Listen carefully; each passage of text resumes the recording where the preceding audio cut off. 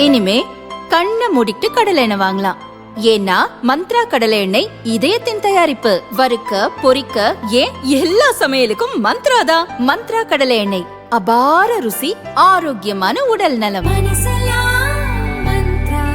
பீகாரின் நீண்டகால முதல்வராக இருப்பவர் நிதிஷ்குமார் 10 முறை பதவியேற்று சாதனை படைத்தவர். 2015 முதல் முக்கிய பதவிகள் வகித்து வருகிறார். முதல்வர் பதவியில் இருந்து விலக நிதிஷ்குமார் முடிவு செய்திருக்கிறார். ராஜ்யசபா தேர்தலில் போட்டியிடுவதால் இந்த முடிவை எடுத்திருக்கிறார். நிதிஷின் ஐக்கிய ஜனதாதளம் கட்சிக்கு 2 ராஜ்யசபா எம்பிகள் பெற வாய்ப்பு உள்ளது. நிதிஷ்குமாருக்கு 75 வயதாகிறது. இதனால் அரசியலில் மகன் நிஷாந்த் குமாரை கொண்டு வந்து கட்சியில் முக்கிய பதவி வழங்க திட்டமிட்டுள்ளார். அவரது மகனுக்கு துணை முதல்வர் பதவி தரப்படலாம் என கூறப்படுகிறது. நிதிஷுக்கு நெருக்கமான தலைவர் ஒருவர் கூறும்போது அடுத்த வாரத்தில் பதவியை ராஜினாமா செய்வார் என கூறினார்.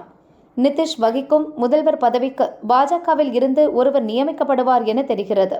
துணை முதல்வர் சாம்ராட் சௌத்ரி, மத்திய உள்துறை இணை அமைச்சர் நித்யானந்த் ராய் ஆகியோர் முதல்வர் ரேஸில் முன்னணியில் இருக்கிறார்கள்.